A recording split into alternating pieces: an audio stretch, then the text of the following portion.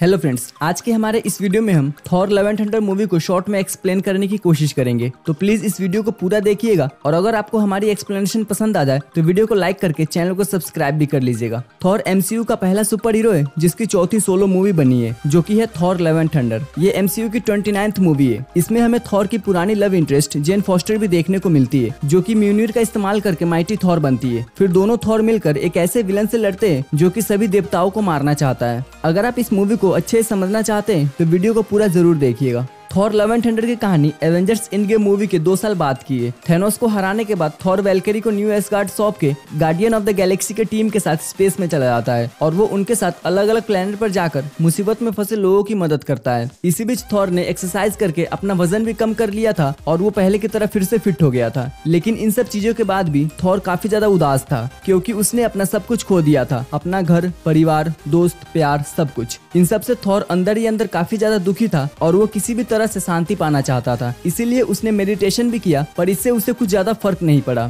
इसी दौरान दूर अंतरिक्ष में किसी गुमनाम प्लेनेट पर अकाल की वजह से वहाँ के सभी लोग मर जाते हैं। वहाँ सिर्फ 2 ही लोग जिंदा बचते हैं, गौर नाम का एलियन और उसकी छोटी सी बेटी। उस प्लेनेट के सभी लोग रापू नाम की देवता की पूजा करते थे और उन्हें उम्मीद रहती थी कि मुसीबत आने पर रापू उनकी मदद करेंगे। लेकिन समय के साथ वो प्लेनेट बंजर हो गया और वहाँ भूखमरी फैल गई, जिससे वहाँ के सभी लोग धीरे धीरे मरने लगे, पर रापू ने उनके लिए कुछ नहीं किया। आखिरी में उस प्लेनेट के सभी लोग मर गए सिवाय गौर और उसकी बेटी के। पर इतना सब कुछ होने के बाद भी गौर ने रापू का पूजा करना नहीं छोड़ा। लेकिन कुछ टाइम के बाद गौर की बेटी भी मर गई। फिर कुछ समय के बाद गौर को एक आवाज सुनाई देती है और जब वो उस आवाज का पीछा करता है तो वो उस जगह पर पहुंच जाता है जहाँ पर रापू का वास था। उस जगह पर काफी ज्यादा हरियाली थी और वहाँ काफी ज्यादा पानी और खाना भी था। ये सब देख के गौर को लगता है कि रापू ने उसकी प्रार्थना सुन ली है और वो वहाँ रखे फलों को खाने लगता है। पर ये देख के रापू गौर को जानवर कहता है और उसे बताता है कि ये खाना तुम्हारे लिए नहीं है, बल्कि वो तो अपने जीत का जश्न मना रहा है, क्योंकि उसने नेक्रोसॉर्ड के मालिक को मार दिया है। नेक्रोसॉर्ड एक प्राचीन स्थापित तलवार है जिसमें देवताओं को मारने की शक्ति है।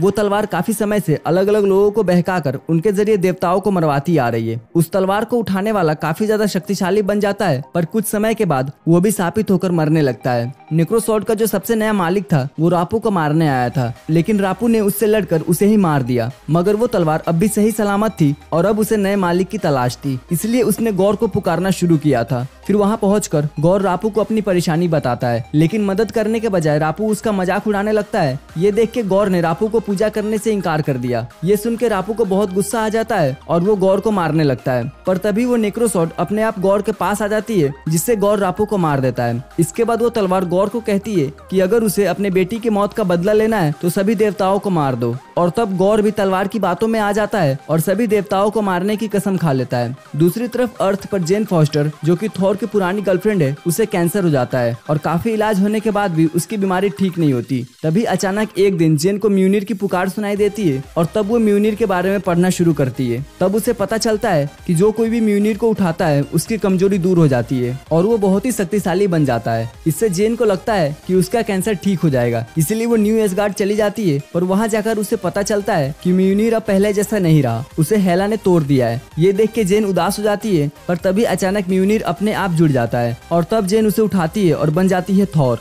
ऐसा इसलिए हुआ क्योंकि कई साल पहले जब थॉर और जेन साथ में थे तब थॉर ने म्यूनिर से कहा था कि वो जेन का ख्याल रखे। थॉर की वो बात म्यूनिर पर एक जादुई मंत्र की तरह काम कर गई। तब से म्यूनिर और जेन के बीच एक कनेक्शन बन गया था, यहाँ तक कि वो म्यूनिर को उठाने के काबिल भी हो गई थी। जब जेन को कैंसर हुआ तब म्यूनिर को लगने लगा कि वो खतरे में है। तब से उसने जेन को पुकारना शुरू कर दिया और जब जेन एसगार्ड पहुंची तब वो फिर से जुड़ गया और जेन के पास आ गया। और म्यूनिर उठाने के बाद जेन के अंदर थॉर की पावर इसलिए आ गई क्योंकि म्यूनिर के अंदर अब भी ओडिन का वो जादुई मंत्र था कि जो कोई भी उसे उठाएगा और अगर वो इसके लिए काबिल है तो उसके अंदर थॉर की शक्तियां आ जाएगी। जेन म्यूनिर उठा के माइटी थॉर बन गई, लेकिन इससे जेन का कैंसर ठीक नहीं हुआ। वो जब थॉर बन रही थी तभी ठीक रह रही थी और वापस इंसान बनते ही वो कमजोर और बीमार हो जा रही थी। थॉर बनने के बाद जेन न्यू एसगार्ड में ही रुक गई और वहाँ पर उसकी दोस्ती वैल्केरी से हुई, जो कि अभी न्यू एसगार्ड का राज संभाल रही थी। दूसरी तरफ गौर ने नेक्रोसॉर्ड से देवताओं को मारना शुरू कर दिया था और वो गॉड बुचर के नाम से मशहूर हो गया था। लेकिन दुनिया भर में बहुत सारे गॉड थे और इतने सारे गॉड को मारना गौर के अकेले के बस की बात नहीं थी। इसलिए इस काम को आसान बनाने के लिए नेक्रोसॉर्ड ने उसे कहा था कि वो इटर्निटी के पास जाए।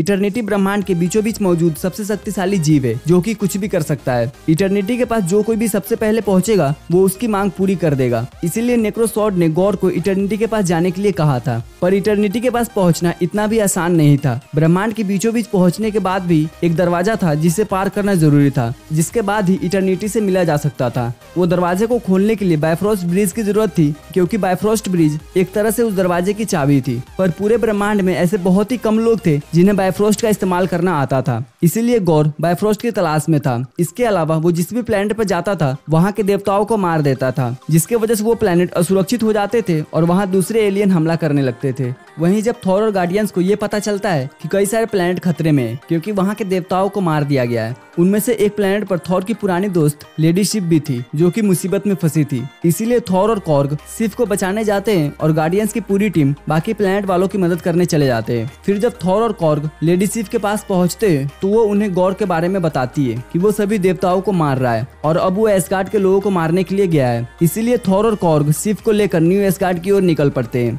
दूसरी तरफ गौर न्यू एस्गार्ड पहुंचकर अपने तलवार की मदद से बहुत सारे शैडो मॉन्स्टर को क्रिएट करता है और उन्हें एस्गार्ड के लोगों को मारने के लिए भेजता है। उधर ही न्यू एस्गार्ड में जेन माइटी थॉर बनकर मौजूद थी, तो वो वेलकरी के साथ मिलकर उन शैडो मॉन्स्टर से लड़ती है। तभी वहाँ थॉर भी पहुंच जाता है और वो वहाँ जेन और म्यूनिर को देखकर काफी हैरान होता है। फिर वो दोनों मिलकर उन मॉन्स्टर से लड़ते हैं। उधर गौर ने ये देख लिया था कि थॉर के पास जो स्टॉर्म ब्रेकर है उससे वो बायफ्रॉस्ट का इस्तेमाल कर सकता है, इसीलिए वो थॉर से स्टॉर्म ब्रेकर छीनने की कोशिश करता है, पर थॉर उस पर भारी पड़ता है और फिर जेन और वेलकरी भी उसका साथ देते हैं। इसीलिए गौर पीछे हट जाता है, पर वो अपने शैडो मॉन्स्टर के जरिए एस्गार्ड के सभी बच्चों को किडनैप कर लेता है ताकि थॉर जब उन्हें बचाने आए तब गौर उससे उसका स्टॉर्म ब्रेकर छीन ले। फिर गौर के जाने के बाद थॉर, वेलकरी और जेन उन बच्चे को बचाने की तैयारी करते हैं, लेकिन उन्हें ये नहीं मालूम था कि गौर उन सब बच्चों को लेकर कहाँ गया है। तभी हेमडाल का बेटा एक्सेल, जो कि उन किडनैप हुए बच्चों में शामिल था, वो थॉर से कांटेक्ट करता है। उसके पास भी अपने पिता हेमडाल की जैसी ही शक्तियां थी। वो अपने शक्तियों की मदद से थॉर को दिखाता है कि वो सब कहाँ पर है और ये देखकर थॉर समझ जाता है कि वो बच्चे शैडो रेलम में है। इसलिए वो जेन और वेलकरी के साथ वहाँ जाने का फैसला करता है, पर क्योंकि नेक्रोसॉर्ड अंधेरी शक्तियों से बनी थी इसी वजह से शैडो रेलम में उसकी ताकत कई गुना ज्यादा थी। ये जानकर थॉर और बाकी से भी थोड़ा डर जाते हैं और वो गौर से लड़ने के लिए देवताओं की एक टीम बनाने का सोचते हैं। इसीलिए वो सभी ओमनीपोटेंट सिटी जाते हैं, जो कि ब्रह्मांड के सभी बड़े देवताओं का घर था। वहाँ पर थॉर देवताओं के राजा ज्यूस को गौर के बारे में बताता है और उससे मदद मांगता है,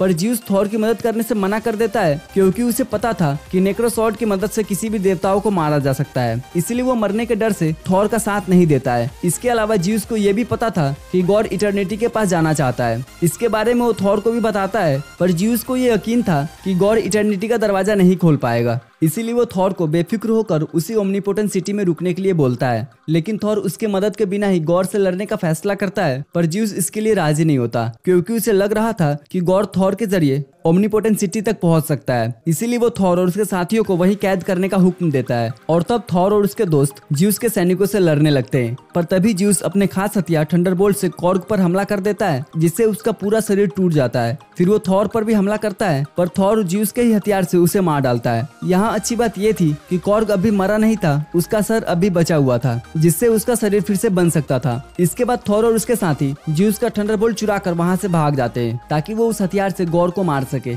इसके बाद वो सब शैडो रिलम की तरफ जाते हैं। रास्ते में थॉर जेन के साथ फिर से अपना रिश्ता शुरू करने की बात करता है और तब जेन उसे अपने कैंसर के बारे में बताती है। ये सुनकर थॉर को थोड़ा बुरा लगता है, लेकिन फिर भी वो उसका आखिरी सांस तक साथ निभाने का वादा करता है। फिर वो तीनों शैडो रिलम में पहुंच जाते हैं, लेकिन उन्हें वो बच्चे वहाँ नहीं मिलते। लेकिन जेन जब वहाँ जांच पड़ताल करती है तो उसे वहाँ एक ड्राइंग दिखती है, जिससे उसे गॉर का प्लान पता चल जाता है कि वो स्टॉर्म ब्रेकर से बायफ्रॉस्ट का इस्तेमाल करके इटर्निटी का दरवाजा खोलना चाहता है। और तब उन्हें पता चल जाता है कि गॉर को स्टॉर्म ब्रेकर चाहिए था, इसलिए उसने बच्चों के बहाने उन्हें वहाँ बुलाया। इसके बाद गौर वहाँ आता है और उन सब में लड़ाई शुरू हो जाती है और इस बार गौर उन सब पर भारी पड़ रहा था क्योंकि वो शैडो रिलम में था और वहाँ उसकी ताकत बहुत ज्यादा बढ़ गई थी। फिर लड़ाई के दौरान गौर वेलकरी को बुरी तरह से घायल कर देता है, इसलिए थॉर उसकी जान बचाने के लिए सभी को लेकर वहाँ से निकलने की तैयारी करता है। लेकिन जैसे ही वो बायफ्रॉस्ट ओपन करके वहाँ से लौटने की कोशिश करते हैं, तभी गौर थॉर से स्टॉर्म ब्रेकर छीन लेता है। फिर वो सभी वहाँ से निकल जाते हैं, पर स्टॉर्म ब्रेकर वहीं रह जाता है, जिसे लेकर गौर अपना मिशन पूरा करने की तैयारी करता है। उधर थॉर और बाकी सभी न्यू एस्गार्ड पहुंच जाते हैं, जहां वेलकरी का इलाज किया जाता है। इसके अलावा जेन अपने इंसानी रूप में बहुत ही कमजोर हो जाती है, क्योंकि जब जब वो म्यूनिर को उठा रही थी तो म्यूनिर का मैजिक जेन के बॉडी से कैंसर की दवाइयों को निकाल फेंक रहा था, क्योंकि हर दवाई एक जहर की तरह होती है और म्यूनिर का काम था अपने मालिक को बुरी चीजों से बचाना। इसी वजह से जेन पर दवाइयों का कुछ असर नहीं हो रहा था और उसकी बीमारी बहुत ही बढ़ गई थी। इसीलिए वहाँ के डॉक्टर थॉर को बोलते हैं कि अब अगर जेन म्यूनिर उठाएगी तो बच नहीं पाएगी। अब जब वैल्करी और थॉर दोनों की हालत बहुत ही खराब थी, इसलिए थॉर गॉर से अकेले लड़ने का फैसला करता है। फिर वो ज्यूस के थंडरबोल्ट का इस्तेमाल करके ब्रह्मांड के बीच इटर्निटी के पास जाने के लिए निकल पड़ता है। दूसरी तरफ गॉर एसगार्ड के बच्चों को लेकर इटर्निटी के पास पहुंच जाता है और वहां वो स्टॉर्मब्रेकर से बायफ्रोस्ट को चालू करता है और उससे इटर्निटी का दरवाजा खोलना शुरू करता है। तभी वहां थॉर भी आ जाता है और फिर गॉर उसे मारने के लिए बहुत सारे शैडो मॉन्स्टर को भेजता है। अब क्योंकि थॉर गॉर को रोकने का और उन बच्चों को बचाने का काम अकेले नहीं कर सकता था, इसीलिए वो उन मॉन्स्टर से लड़ने के लिए सभी बच्चों को अपनी पावर देता है। इसके लिए वो एसगार्ड के जादू और ज्यूस के थंडरबोल्ट का इस्तेमाल करता है, जिससे वो बच्चे कुछ देर के लिए थॉर की तरह पावरफुल बन जाते हैं और फिर वो उन शैडो मॉन्स्टर से लड़ते हैं।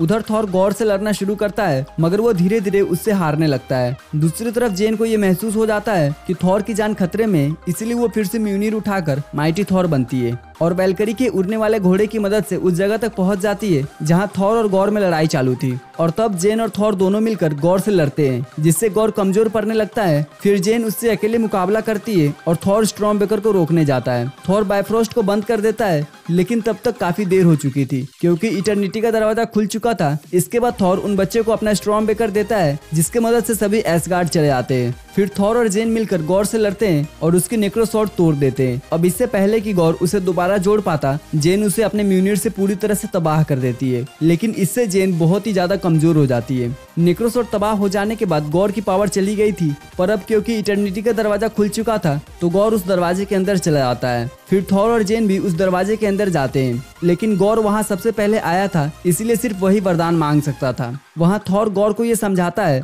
कि बदला लेने से उसे शांति नहीं मिलेगी, उसे शांति बस प्यार के रास्ते में ही मिलेगी। इसीलिए थॉर उसे अपने बेटी को जिंदा करने की सलाह देता है। पर क्योंकि अब गॉर नेक्रोसॉर्ड की शराब की वजह से मर रहा था, इसीलिए वो थॉर से पूछता है कि अगर वो अपने बेटी को मांग भी ले तो उसका ख्याल कौन रखेगा। तब जेन गॉर को बोलती है कि थॉर उसकी बेटी का ख्याल रखेगा। इसीलिए गॉर इटर्निटी से अपने बेटी को जिंदा करने की वरदान मांगता है और तब उसकी बेटी फिर से जिंदा हो जाती है और इटर्निटी से मिले दोबारा जन्म के बाद उसके अंदर दिव्य शक्तियां आ जाती है। इसके बाद जेन और गॉर दोनों मर जाते हैं और थॉर गॉर की बेटी को अपने पास रख लेता है। दूसरी तरफ न्यू एसगार्ड में जेन फॉस्टर की याद में माइटी थॉर की एक मूर्ति बनाई जाती है और एसगार्ड के सभी बच्चे वैल्करी और लेडी सिफ से लड़ाई की ट्रेनिंग लेना शुरू करते हैं, ताकि वो भविष्य में आने वाले खतरों का सामना कर सके। उधर थॉर गॉर की बेटी का एक पिता की तरह ख्याल रखता है और क्योंकि गॉर की बेटी को प्यार की वजह से नया जीवन मिला था, इसीलिए अब उसे लव के नाम से बुलाया जाता है। थॉर को अब अपना पुराना हथौड़ा वापस मिल गया था, इसीलिए वो स्टॉर्मब्रेकर अपनी बेटी को दे देता है और वो दोनों गैलेक्सी में अलग अलग जाकर लोगों की मदद कर रहे थे और वो लव एंड थंडर के नाम से मशहूर हो गए थे।